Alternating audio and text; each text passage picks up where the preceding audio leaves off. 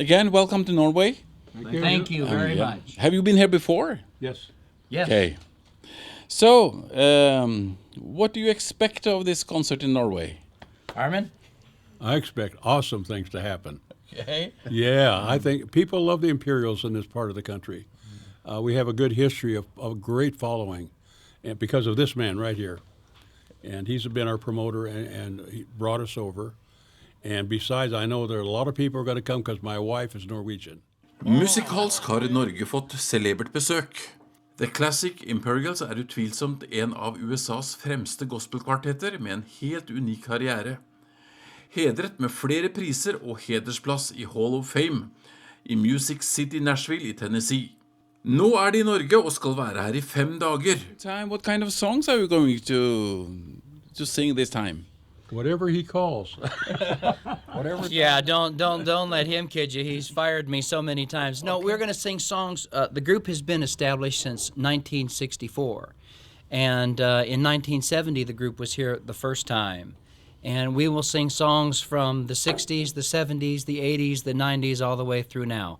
The group in the Americas had 32 #1 songs. And so we'll spend the night singing songs that people know, maybe introduce 1 or 2 new ones, but mostly we want to sing songs that the people recognize and have heard before. Mm-hmm. And you're not that young anymore. So what kind of audience are you expecting? Be careful there. Old. Sort of halfway in between. Yeah, when you start calling us young, that's a very small and narrow thing. Are you practicing a lot now, or is it just old experience? We don't practice that much. Old experience. It's old experience. I mean, we all been doing the songs for years. We did a TV show for what network the other day? Daystar. Daystar Network, and we didn't sing one rehearsal before I went on camera and sung. Yeah. Well, I knew the songs that well that we had no rehearsal with me. Well, after 50 years, Armin, if you don't have it by now, there's a problem. But what is your main motivation to do this singing? Is it just the money? Oh, no, it's a ministry for us. Mm-hmm. God's called me into this.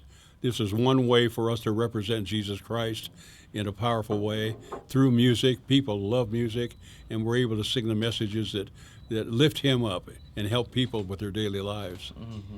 You know, there are so many different denominations and so many different people. The nice thing about music and about what we do is that people from all churches and all denominations can come, and people who don't go to church at all can come.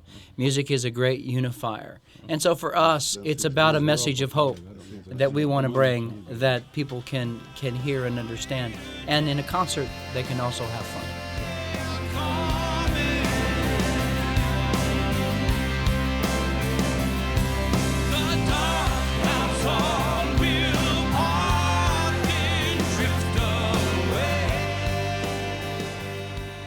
What happens with the Imperials through the years, the people that were really liked us back when we were younger, still like us now. Yeah.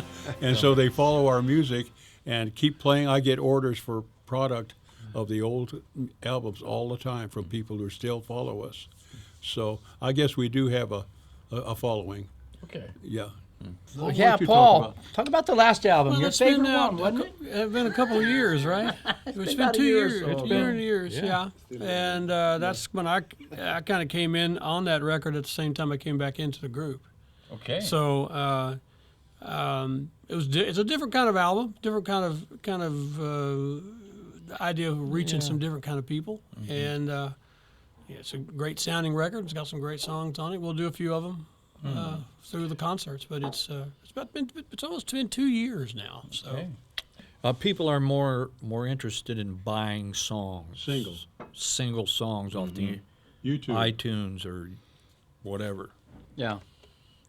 They like a certain song. They don't want the whole album. They just buy the song. Which is really kind of what they've wanted to do for the last 15, 20 years. Because a lot of people will hear a song, especially the Christian market, and probably the secular too to an extent.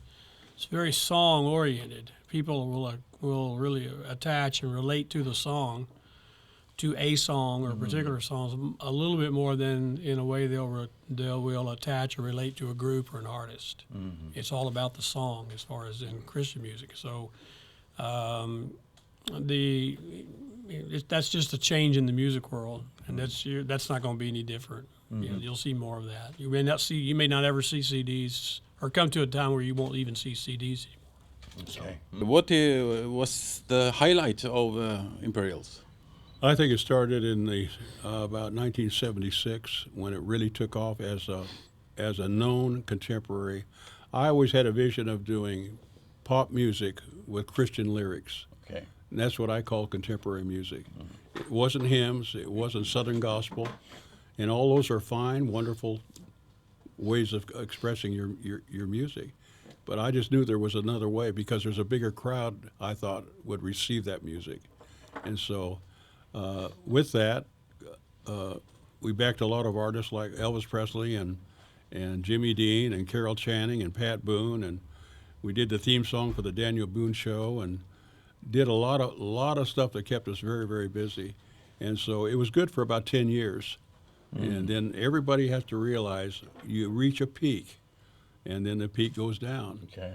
And you can try and stay there, but it isn't there. Even for Imperials? Even Imperials, that's right. That's okay. What about your future? Well, when he calls me, I show up. You know what? Listen, we are four friends. We are four guys who love each other very much, and every chance we get together, it is like you saw when we first got here. Armin has his own ministry.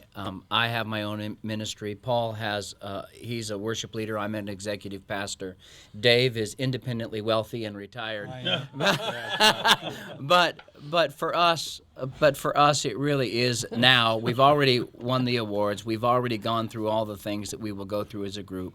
The group still has a good branding in the name. So for us, it's about getting together and taking the years that we have left to share what we believe to be a truth and a hope.